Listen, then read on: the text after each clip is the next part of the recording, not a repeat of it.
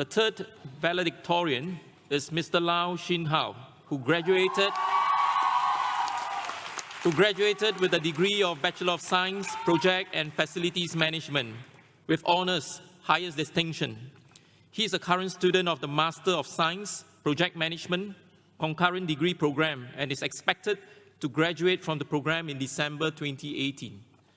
Shing Hou also won the Silver Award at the 2017 Hyundai E&C Technology Grant Award, together with project mate Ashan Sinel Ashmon, PhD student at the Department of Building. Mr. Lau will now deliver his speech.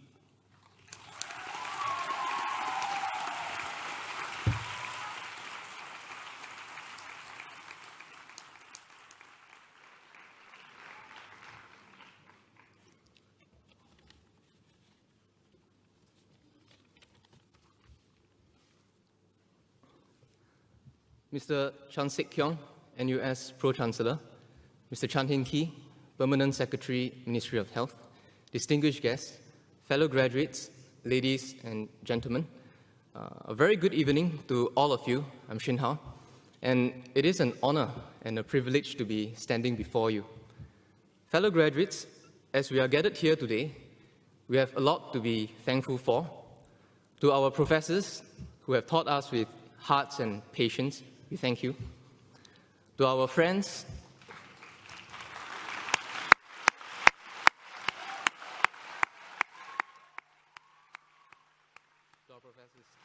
to our friends who have been there with us, we thank you.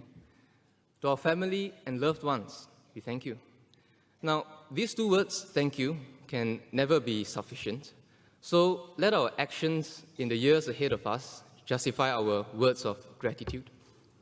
Fellow graduates, I would like to take this opportunity to share with you a very simple view of mine on the state of human progression. Now, if we look at the progress that has been made over the past 100, 200, and 300 years, we have made some really amazing progress. The first industrial revolution in the late 1700s was about the induction of machines and manufacturing.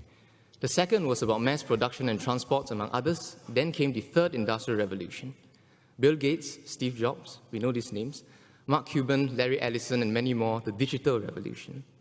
Today, we are in the fourth industrial revolution, a shift from the past three, as Professor Klaus Schwab, founder of the World Economic Forum, puts it: healthcare technologies, AI, VR, data in the trillions of gigabytes every year to be processed, cryptocurrencies, blockchain technologies, the Internet of Things, and cashless societies. Now, on the surface, the fourth looks like a technological revolution, but it really is a revolution in the architecture of markets, the creation of platforms through the Internet to disrupt almost everything we know about the traditional ways we do commerce. Now, all this aside, one thing common about these four industrial revolutions is that each one promises wealth and affluence. Third world nations became first world nations. The standards of living in developed and rapidly developing countries have increased. We saw huge rises in per capita income for many, populations grew, and cities boomed. So from this lens, human progression has been impressive. But, fellow graduates, as of today, nearly half of the world's population, close to 3 billion people, are living on less than $2.50 a day. 750 million people do not have adequate access to drinking water. Every minute, a newborn dies from infection because of the lack of access to safe drinking water and an unclean environment. 75% of the world's forest has already been removed for agriculture and development, and every year, we extract 55 billion tons of biomass, fossil energy, metals, and minerals from the earth. And of these 55 billion tons, 2.12 billion tons of waste is produced every year. So, how is it possible that we can land a man on the moon, yet we have billions of people in extreme misery, dying by the minute because they lack basic necessities like food, water, sanitation, healthcare, and clearly the consumption of resources that deprive lives of tomorrow? So we must do better.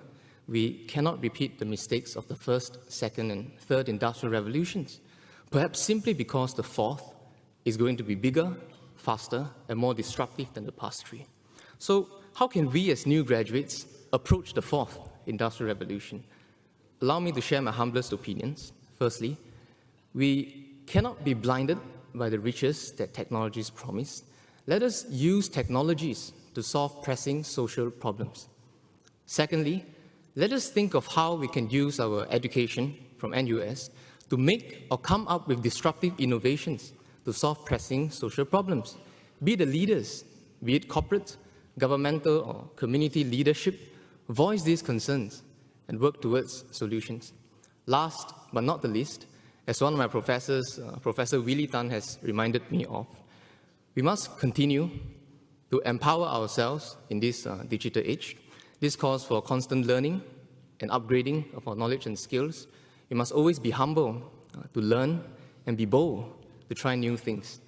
Fellow graduates and friends, I wish you all the best in charting your own career in the many possibilities the future has to offer. Let us blaze the industry and go beyond. Finally, dear parents, I hope we have made you all proud as we hold our degree scroll in our hands. Once again, we thank you very much. Thank you.